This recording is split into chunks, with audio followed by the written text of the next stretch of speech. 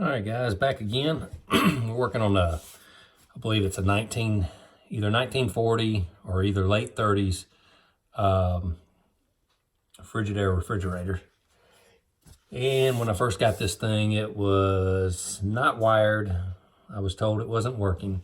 So since then, I've got it all rewired. It works. It's running. Had to put a new start relay on here. It's an original new old stock Frigidaire relay, YT relay. And what I noticed after I got it running, I let it run 15-20 minutes. I mean, it got a little cool in the freezer, but wasn't getting cold, was not building frost. And the top of the compressor was getting, it shouldn't get no more than, just warm. It was getting almost too hot to touch.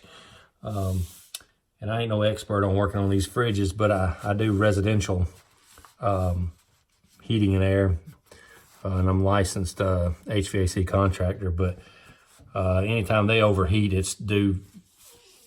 Usually, most of the time, it's because of a low charge or dirty condenser, and this condenser's not dirty. So, what I'm going to do is I'm going to get my wires out of the way. This is the actual original service port, but I can get this nut off. But this one here has been kind of rounded a little bit. It's been chewed up, and who knows? If I get this loose, it may leak from now on, and it's not leaking now. And you have to have a special wrench for it. I've got it. I just don't have the one that'll fit this nut, and so I'm not going to fool with that. What I'm going to do is I'm going to try to put one of these service ports right here on this line right here. I believe that's 3/8 copper. And I have got an inline dryer. This is basically a filter dryer is what it is. And it's got to be turned just like this. You got to follow that arrow. Goes this comes out of the condenser. The line runs down here across the bottom, comes up, and as the capillary tube goes across with this line, kind of is a heat exchanger. So it's going back to the evaporator. So this dryer has to be pointed in the direction going towards the evaporator, like so. It's kind of tight down there, so what I may have to do is take these bolts out right here that holds the compressor in place, pick it up, because I can't even see this line that's up under here. It's like just a tiny capillary tube size line. I believe it's also copper, so it shouldn't be nothing to braze copper to copper. It's going to be easy as long as I can get to it. So what I'm going to do first is I'm going to prepare the copper. I don't think I'm going to clean the copper, and just temporarily I'm going to put one of these piercing connection hookups onto the let's see, what's it?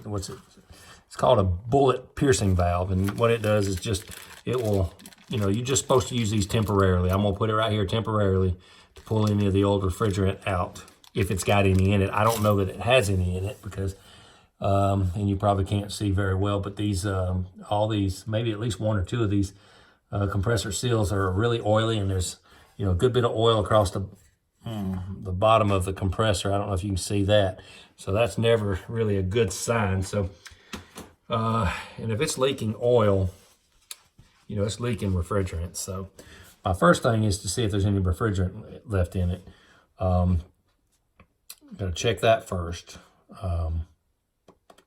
I think those, where the terminals are on this particular compressor, I want to say that nut inside there, you can loosen it, and that terminal comes off, and get maybe some type of new material there for a seal. Because I'm not going to charge this thing until I know those seals. I'm going to put it under a pressure test, make sure these seals aren't leaking anymore. And this port right here is to add oil to it. So I want to make sure it's still got enough oil in it. I know it's leaked some. I don't know how much, but I don't want to run it long you know, unless I know, you know, it's got enough oil in it. I don't want to burn this compressor up. So now let's go ahead and I'm gonna get started. I'm gonna get these wires out of my way.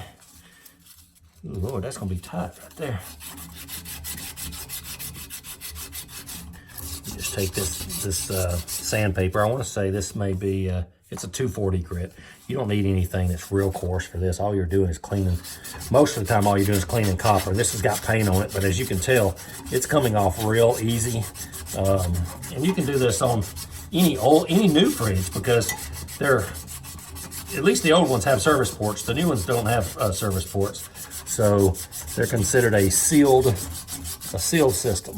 So if you ever have one that leaks or it's got a leak, this is the only one you're going to have to add. I mean, you could add one of those bullet piercing valves, but they say that's just to be used temporarily.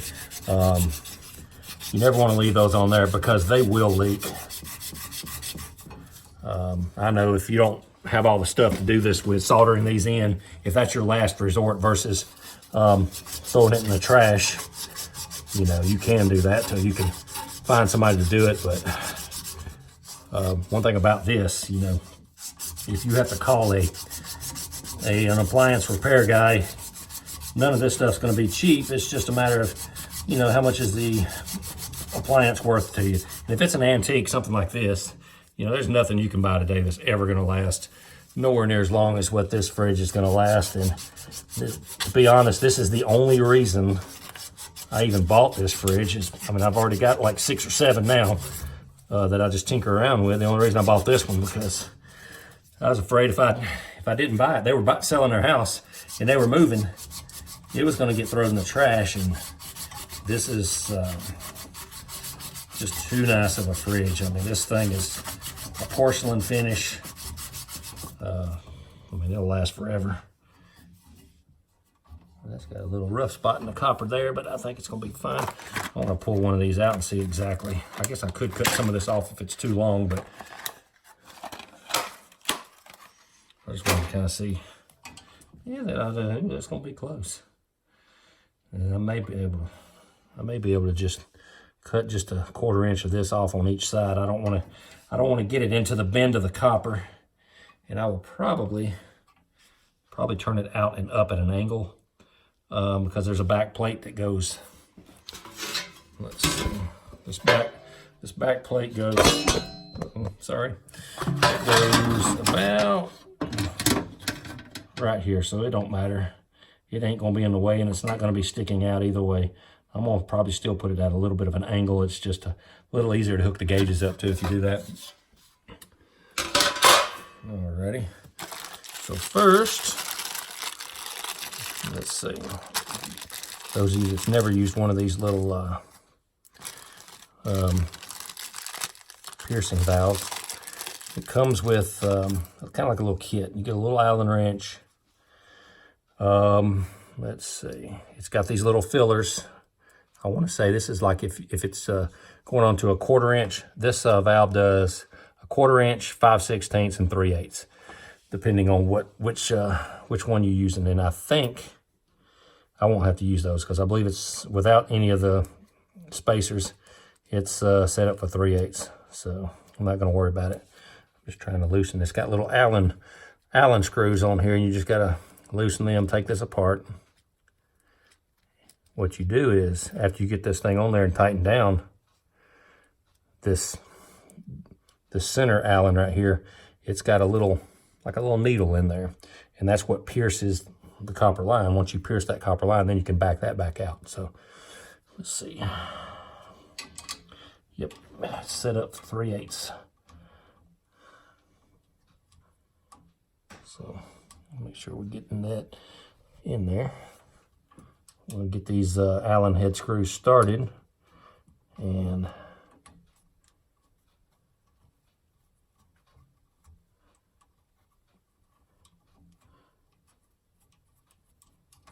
get them started eventually. I'll get them as far as I can with my hand. I want to get it to where I can get my gauges on it. First thing I want to do after I get this in there is I want to see if there's any pressure. any pressure in the system. Then maybe start it up and see. So let's tighten this up.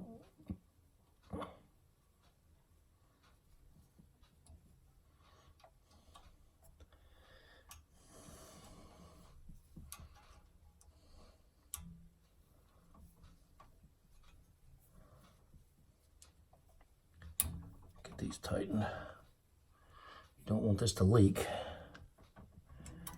But like I said, this is just temporary, on here temporarily, just long enough to, you know, pull the charge, check the charge, or, you know, see if there's anything even in it. I don't want to cut these lines because none of this Freon's good to breathe, especially the older stuff. I think it's good enough. Let's take this cap off. And there is not a Schrader core inside these, so yeah. So what we're gonna do now is I'm gonna hook the gauges up. Here's the gauges. These are some, these are Yellow Jacket. It's, as far as analog gauges go, they're top of the line in the heating and air field. I've got digital gauges I use mostly now, unless it's raining, I use these, but for something like this, it's fine. So you want to make sure you hook this gauge up first before you pierce that line, because the last thing you want is refrigerant blowing in your face. All right, so now let's pierce the line. As you can tell, I have, if you see the needle, it's down to 0, so it should change if there's any refrigerant inside. So we're gonna see.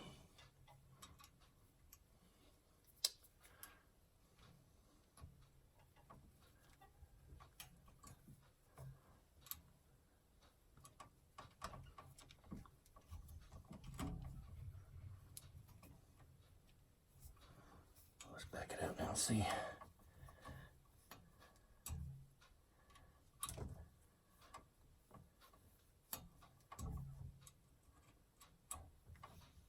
Yeah, it's got pressure in the. All right.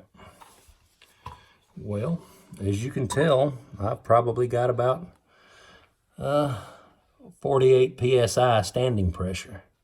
So what I'm going to do is, now that I see it's actually got pressure on it, I'm going to turn it on and see exactly if it pumps down. I think the other ones I've seen people charge on with this same, you know, type of refrigerant. I think when it's actually running, it's running, I don't know, 2 to 5 psi. So that should start coming down. So let me get it plugged up and check it.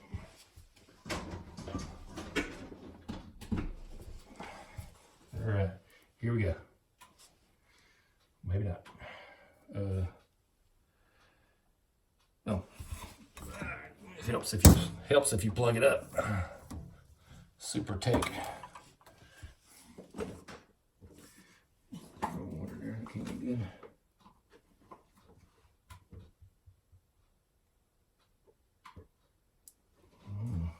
Well. Okay. Let's see what's going on.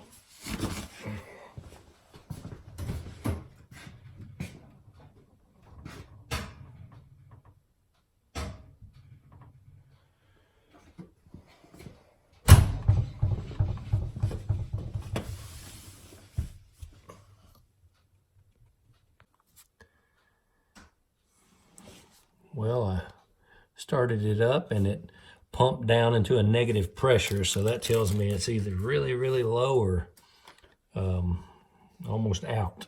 So it's slowly building pressure back up. I guess it's bypassing a little bit. So I'm gonna turn it back on and let you see how it pumps down. Now, I don't think that this refrigerant pumps below into a negative pressure. Pretty certain it don't.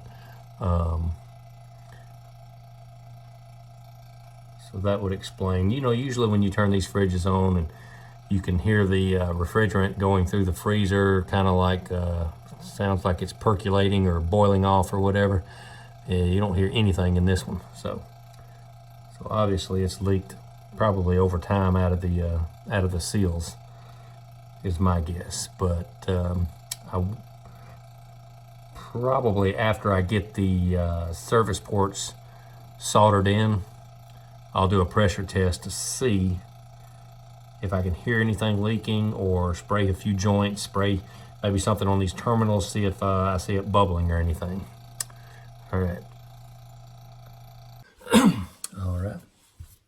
Getting ready to, I've got the suction line. I've got a short piece cut out, and I got a solder in or braze in service port. I'm going to abandon the original one because it's just too hard to get into. All right, let's get this party started.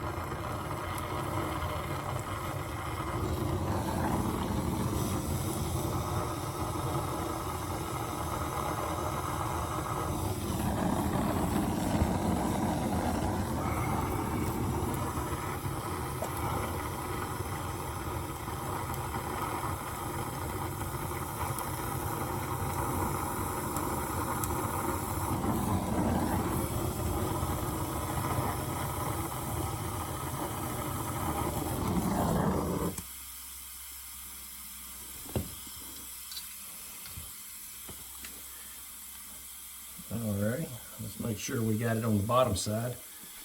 Usually don't take that much to braze in 3/8 copper, but you know, it's kind of hard to see, and it's in a tight place, and when you're trying not to burn everything around it. I mean, I've got my main line going up there. Yeah, see, I already missed a spot on this side. Let's see, this side. This side's good. I've got one spot right back here that I gotta get.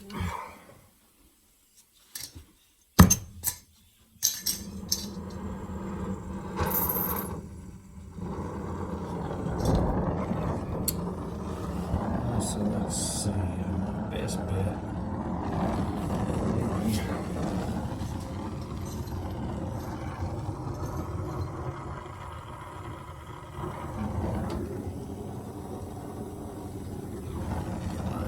Stuff bent. That's flaming bright.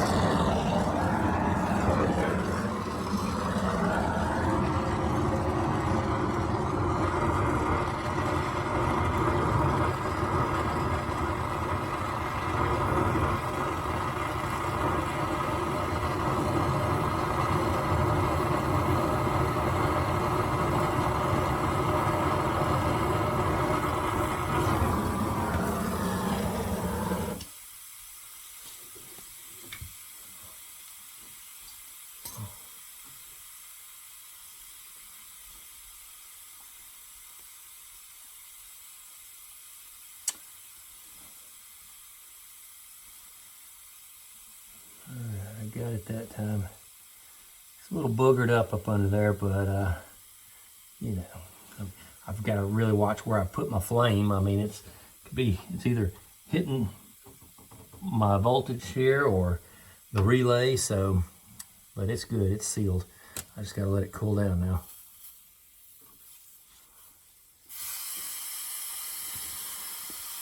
All right, I'm gonna let this cool down, and then I'm gonna see if I can't get to my my liquid line.